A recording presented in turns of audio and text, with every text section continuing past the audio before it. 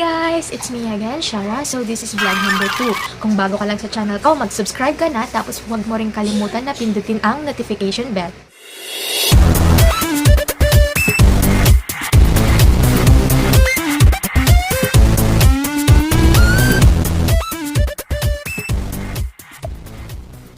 So ayun na nga guys, pag open ko ng Facebook ko, ang dami kong nakita na post tungkol sa mga edited photos using only Picsart. Tapos sakto rin na nag-iisip ako kung ano ba yung susunod na ano yung i-content ko sa susunod kong video. Eh di napag-isipan ko rin, nagawahan ko na lang ng video kung paano ba nila ine-edit yung mga photos nila using only Picsart. So yun, bago natin simulan, of course, yung first step, kailangan natin na application na Picsart. Ano ba yun? Picsart. Ito siya. Picsart. So, click mo. Then, click mo yung plus sign sa baba. Tapos, mag-a-add ka ng picture na gusto mong i-edit.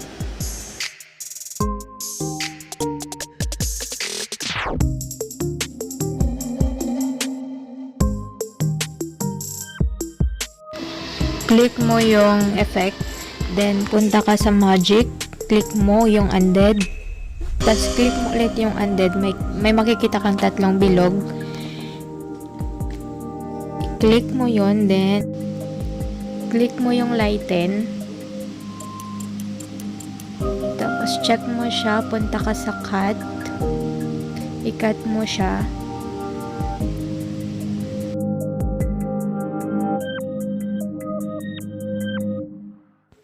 Tapos, kung may excess, mag-erase ka na lang. Di kaya mag-draw ka.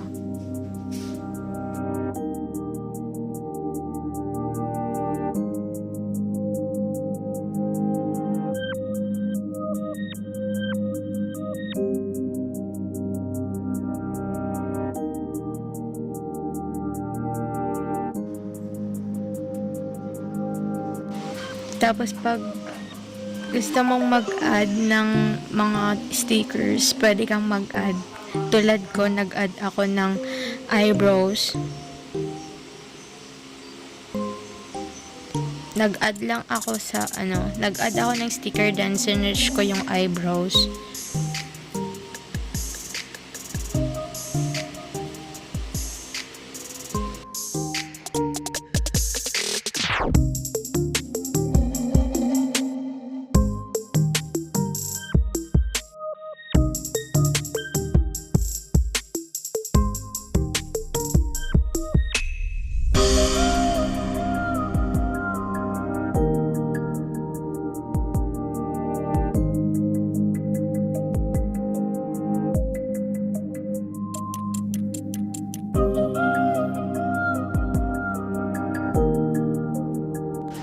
So, kung tapos na kayong mag-erase, i-save nyo siya.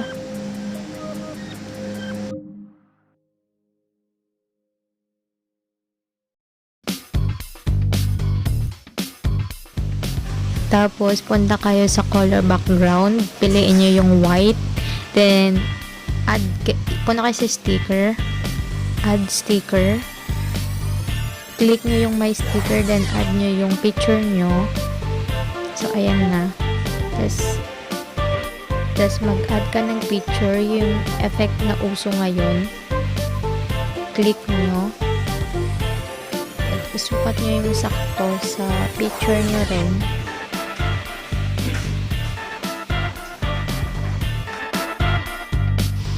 Tapos, click mo yung blend.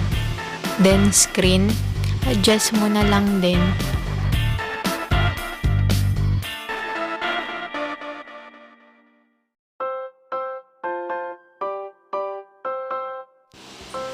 Tapos, cut mo ulit siya.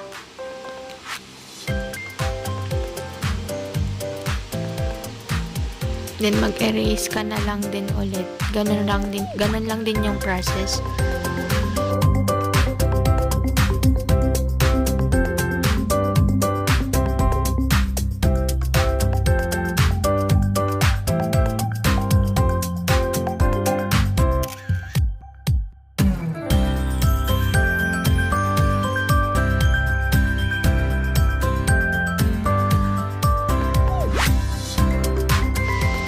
Pagkatapos save nyo na,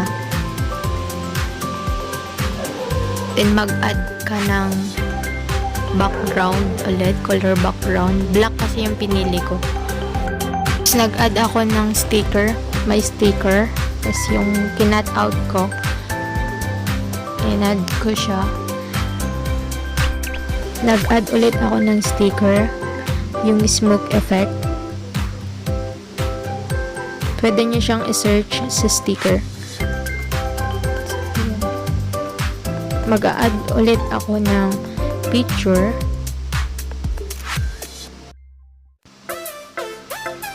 Yung picture na in-add ko, sinearch ko lang sa Google. Search nyo yung Picsart background.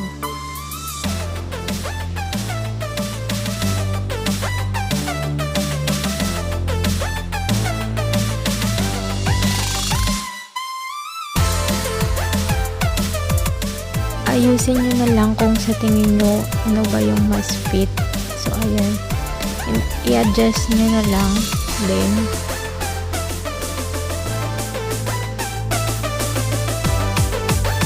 mag-a-add ako ng text. Tapos, lalagay ko pangalan ko. Pipili lang ako ng font.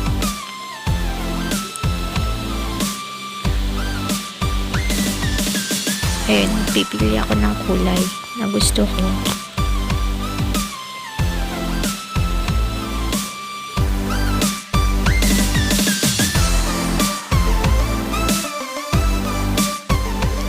So, ayan, pagkapili ko ng kulay, i-a-adjust ko na lang din kung saan ko ipapwesto.